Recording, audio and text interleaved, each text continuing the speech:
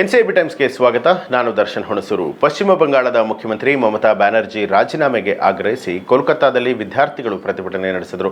ಈ ವೇಳೆ ಸಾವಿರಾರು ಸಂಖ್ಯೆಯಲ್ಲಿ ಜಮಾಯಿಸಿದಂತಹ ವಿದ್ಯಾರ್ಥಿಗಳು ಸಿಎಂ ನಿವಾಸಕ್ಕೆ ಮುತ್ತಿಗೆ ಹಾಕೋದಕ್ಕೆ ಮುಂದಾದರು. ಇನ್ನು ಪೊಲೀಸ್ ಬ್ಯಾರಿಗೇಡ್ಗಳನ್ನು ತಳ್ಳಿ ನೂಕೋದಕ್ಕೆ ಪ್ರಯತ್ನ ಮಾಡಿದ್ರು.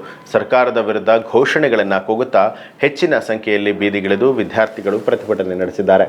ಆರ್ಜಿಕರ್ ವೈದ್ಯಕೀಯ ಕಾಲೇಜು ಹಾಗೂ ಆಸ್ಪತ್ರೆಯಲ್ಲಿ ನಡೆದ ಅತ್ಯಾಚಾರ ಹಾಗೂ ಕೊಲೆ ಪ್ರಕರಣಕ್ಕೆ ಸಂಬಂಧಪಟ್ಟ ಹಾಗೆ ಇಂದು ಪ್ರತಿಭಟನೆಗೆ ಕರೆಯನ್ನ ನೀಡಲಾಗಿತ್ತು. ಈ ಪ್ರತಿಭಟನೆಗೆ ನಬಣ್ಣ ಅಭಿಯಾನ ಅಂತ ಹೇಳಿ ಹೆಸರು ಇಡಲಾಗಿದೆ.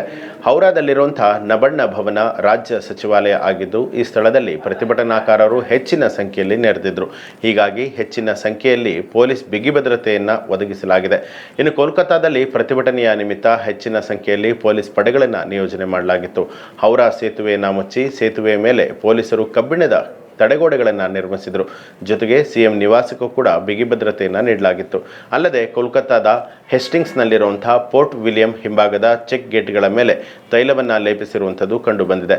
ಹೀಗೆ ಪ್ರತಿಭಟನಾಕಾರರು ಬ್ಯಾರಿಗೇಡ್ಗಳನ್ನು ಹತ್ತಿಕ್ಕುವಂಥದ್ದು ಜೊತೆಗೆ ಅದನ್ನು ತಡೆಯಲಾಯಿತು ಕೂಡ.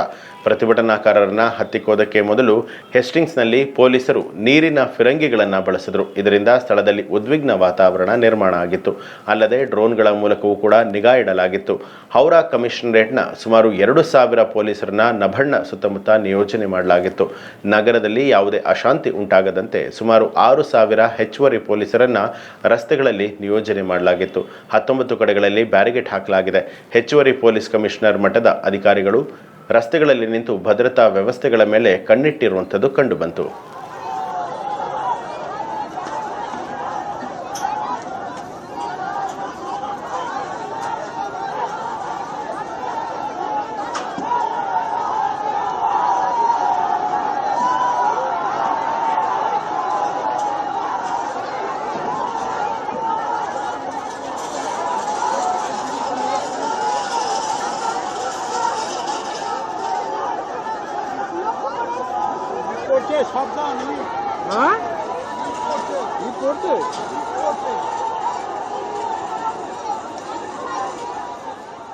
ತಮಿಳು ಚಿತ್ರರಂಗದ ಖ್ಯಾತ ನಟ ಬಿಜಿಲಿ ರಮೇಶ್ ನಿಧನರಾಗಿದ್ದಾರೆ. ಸೂಪರ್ ಸ್ಟಾರ್ ರಜನಿಕಾಂತ್ ಅವರ ಕಟ್ಟ ಅಭಿಮಾನಿ ಬಳಗಕ್ಕೆ ಹೆಸರುವಾಸಿಯಾದ ಬಿಜಿಲಿ ರಮೇಶ್ ಅವರು ಸಿನಿಮಾದ ಬಗ್ಗೆ ಆಳವಾದ ಉತ್ಸಾಹವನ್ನು ಹೊಂದಿದ್ರು ಮತ್ತು ಯಾವಾಗಲೂ ಕೂಡ ತಮ್ಮ ಆರಾಧ್ಯ ದೈವದೊಂದಿಗೆ ಪರದೆಯನ್ನು ಹಂಚಿಕೊಳ್ಳುವಂತಹ ಕನಸನ್ನು ಕಂಡಿದ್ರು.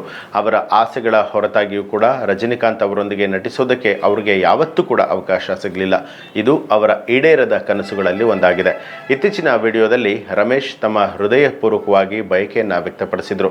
ನಾನು ಚಲನಚಿತ್ರಗಳಲ್ಲಿ ಎಲ್ಲರೊಂದಿಗೆ ನಟಿಸೋದಕ್ಕೆ ಬಯಸ್ತೇನೆ, ಆದರೆ ನನಗೆ ಸಾಧ್ಯವಾಗಲಿಲ್ಲ. ವಿಶೇಷವಾಗಿ ನನ್ನ ನಾಯಕ ರಜನಿ ಸಾರ್ ಅವರೊಂದಿಗೆ ನಟಿಸುವಂಥದ್ದು ನನ್ನ ದೊಡ್ಡ ಆಸೆಯಾಗಿತ್ತು, ಆದರೆ ಅದು ಈಗಲೂ ಕೂಡ ಸಾಧ್ಯ ಆಗಿಲ್ಲ ಅಂತ ಹೇಳಿ ಆ ಒಂದು ವಿಡಿಯೋದಲ್ಲಿ ತಿಳಿಸಿದರು. கொஞ்சம் நல்லா இருக்கும், கொஞ்சம் நல்லா இல்லை. எல்லாருக்கும் தை பிறந்தா வழி பிறகுன்னு சொல்லுவாங்க. எனக்கு தை பிறக்கிறதுக்கு ஒரு 10 நாளைக்கு முன்னாடியே ஹாஸ்பிட்டல் என்னை கூப்பிட்டுச்சு. அதுலேருந்து இந்த 6 மாதமாக ஹாஸ்பிட்டலும் வீடுமா தான் இருக்கேன். கொஞ்சம் இந்த லிவர் ப்ராப்ளம் சொல்லி ஹாஸ்பிட்டல்லேருந்து இந்த இப்போ கூட வந்து ஒரு 10 நாள் தான் ஆகுது. நடக்க முடியல, சரியாக ஏந்துக்க முடியல, உட்காந்தா படிக்க முடியாது, படுத்தா உட்கார முடியாது.